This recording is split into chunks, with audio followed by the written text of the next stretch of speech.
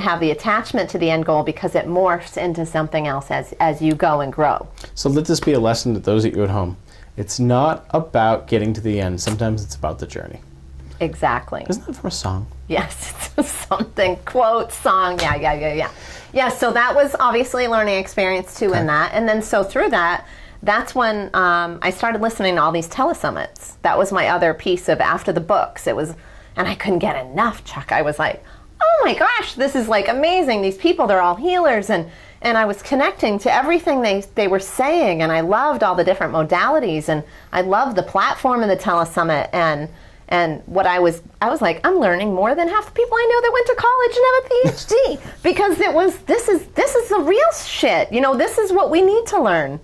It's not the stuff that we're paying $60,000 a year to go to school. Right. That's great. Tell me about what that means. So when you're talking about you did telesummits, what does that look like and what were you learning in these telesummits? Okay, so when I was first exposed to the telesummits, it was just me, you know, listening to basically the producer is interviewing the healer or the speaker, whatever that person is, and they either take you sometimes through meditation or they take you through their own different modality of what they offer to help you on your path. And is this like on Skype?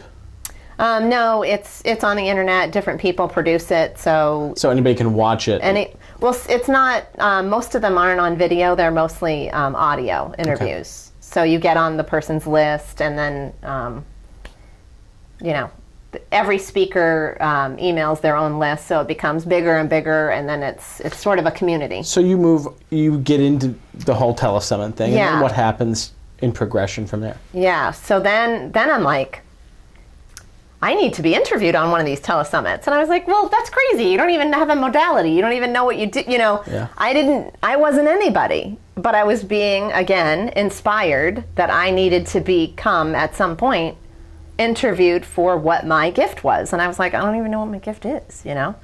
So then I just all of a sudden said, well, I guess that means that I need to do my own telesummit and interview everybody else. And that seemed really crazy to me because, again, I still wasn't anyone. I mean, I guess, you know, if you want to look at like the genre of spirituality and having a business, I didn't have a business yet. I didn't have a list. I don't have any technology experience, you know. I suck at computers. I'd never interviewed anyone before, you name it. But you felt a strong push to do this. Push? It was like I was being yanked to Mars, you know. It was like I couldn't stop. And I was also, you know, my husband and I own a lot of real estate, so we had just gone through the real estate crash, you know. We were like, had no money. So it was like, I have no money to do this. I have no experience. I don't know what I'm doing, but I have to do this. So what happened? So I just started diving deeper into what that was. I'm like, okay, so what is that for me? And if I put on a telesummit, what would it even be about, you know?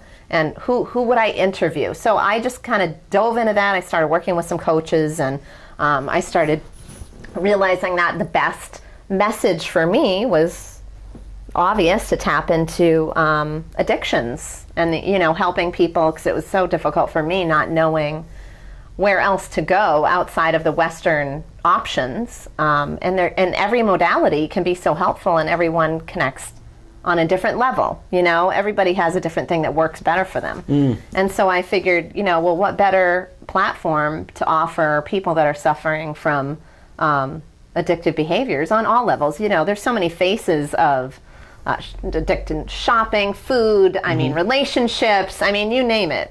It's all Teletubbies. You name whatever it is. And so then I was like, yes, I need to do that. But so in this mission, as I was doing this, I was like, I had it all lined up. I was ready to go. And I kept working with this coach, and I was like, okay, so now, you know, I got to do this, but I'm scared to death. And, you know, what if I hurt somebody? That was my biggest thing when I started this, because I take it so dear to heart, this work of working with someone's issue, working with their soul.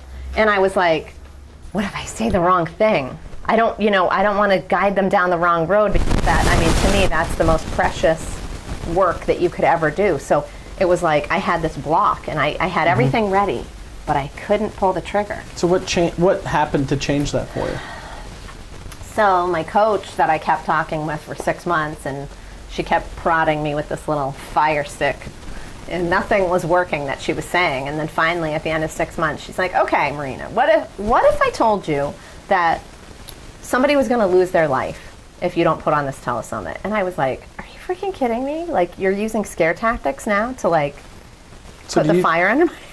So at this point, do you feel like they are, I don't know, getting message from somewhere else, like a psychic or a medium, and they're telling you that? I didn't know. Or is she just posing it to you in such a way that it's just a very skillfully asked question to help you process and think? I wasn't sure, Chuck. Okay. I was mad because I was kind of like, well, that's not really fair, you know, like, because that's not, you know, I was mad because I also could not encapsulate into my body that I had that could have potentially that kind of impact on someone's life. I mean, that's hard for us to, like, go, because of something that I would do, like, that somebody's life could be saved. No, I mean, you just can't absorb that. Yeah. So what happened? So I was a little mad at her, laughingly. I mean, we're very good friends too, but, you know, she knew. So I hung up the phone, and then I was like, you know, I was frustrated because I'm like, but then all of a sudden, a couple minutes went by, and all of the fear, all of my ego, it was like it was gone. And I was like, if there's even the slightest possibility that if I don't put this telesummit on, that someone is going to lose their life, then there is no possible way on this earth that I am not going to move forward. So what happened? What was the end result? How did it go? The end result was I literally 2 minutes later picked up the phone and called the first speaker to be on it. And, you know, once I do that, once I do it and it's done, you know, I can't pull back. So that was put everything in inertia. And I ended up putting on a very successful telesummit with 26 speakers. I had Bob Proctor, I had John Astorff, Natalie Love, like a lot of, you know, bigger names, but I also brought in some unknowns that have some really special, talented gifts. And but the interesting part of all of this is in the middle of it, you know, I was fairly stressed because I did it in 2.5 weeks because that's what my job would allow. So it was like, I wouldn't suggest that, by the way, if you're ever going to do that. It's a little intense. But so in the middle of this, I received this email from someone, and the subject line is an unlikely connection. And I open it up, and it's from a man that is telling me how much of an impact I've had on his life, and that he just so happened to be, he works for a company that does transcription work, and my assistant just so happened to contact his company, and he just so happened to be the person that received my, I had some pre-recorded interviews, the audios for him to transcribe. And so he is telling me this, and he says, I am a severe alcoholic, and I have been suffering from this my whole life, and just 2 weeks ago I tried to commit suicide. And in doing the audios that you have given our company, and me transcribing them for the first time in my life, I have wanted to be here and stay on Earth. Wow. And I needed to tell you this and tell you what an impact this was in my life and say how grateful I am.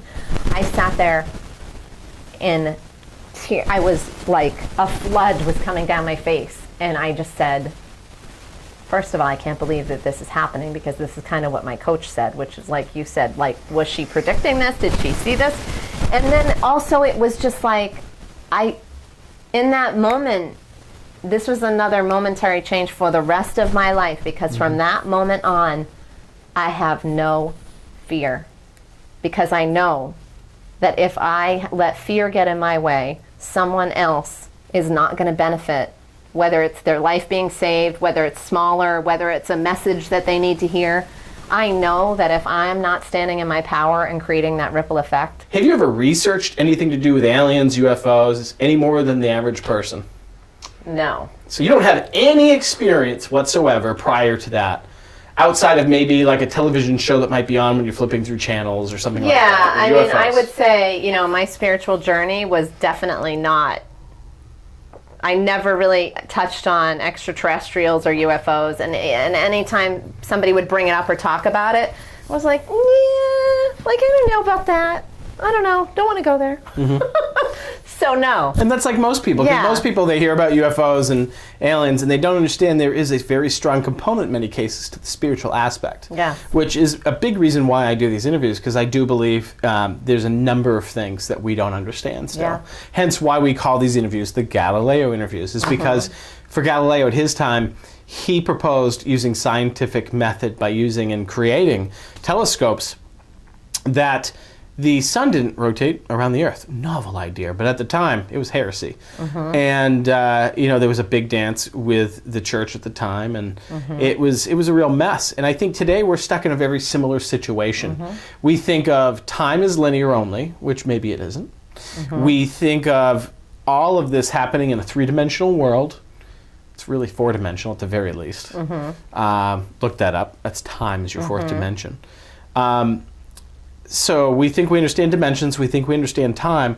You know, then there's consciousness. So people all the time hear the term consciousness, but it's different for different people. Is consciousness to the individual, or is it a group consciousness that we all share? And then there is what is reality altogether. Is that different than consciousness? Possibly. Maybe my reality is different than yours. So looking at all of these things, because to me, I think these are four major topics that years from now, if people are watching this, they might be able to say, yeah, back then we did believe that. That's my greatest hope, is that these interviews help people question reality. Walk me through what leads you to being on the spiritual path and then being interested in either UFOs or aliens. Like, what was there one thing that happened or a group of things? Can you talk about that? Sure. So I guess we've talked about, you know, what my spiritual journey to get me to where I was probably about a year ago. And so at that point, the first time I really started having visions other than being downloaded about my Healing Island Resort and doing the telesummit was it was last March 2016. And I was out on my boat and I was just doing my meditation. I usually do a meditation before I go to bed at night. And in that time, I had this vision that was given to me of an octahedron. And it was like, an octahedron is like if you picture two pyramids together at the base, you know, the big part of the base connected. And it came to me, it was like a rose quartz crystal. That's what it looked like. And it was sort of like, you know, you could kind of see through it. And it was given to me, and it was like above my head during this meditation. I was like, oh, this is interesting. What is this? And then it started spinning. And then for the next couple of weeks, actually, even when I wasn't in meditation, it was following me. And then it split into two separate pyramids and was above my head and below my feet, and it started counter-rotating. And then it started going around my body. So it'd be here, and it was under my feet and my head. And when people hear you talking about this, just to be clear as to what you're referring to, in your meditations, through what you see in your mind, these are things that just come into your meditation for no reason? Yes. Okay. And again, this had never happened to me before. I mean, I meditate quite a bit. I'm actually more of a passive meditator usually, though, like walking or running out in nature. But sometimes, you know, before I go to bed, I do a... And I asked that to clarify because some people might be listening to this thinking, oh, she's just seeing things, right? But no, we're talking about in a meditation, in your mind's eye, you see this. Yes. So what's the next thing that happens after you start seeing these octahedrons? Yeah, so the next thing that happens, and I'm writing this in my journal, I'm drawing it because it's very different. I'm like, I don't know what this is, okay. So that was about like March 8th. And then... Almost exactly a year ago. Yes, yeah. And then, so now it's now April 9th of 2016. And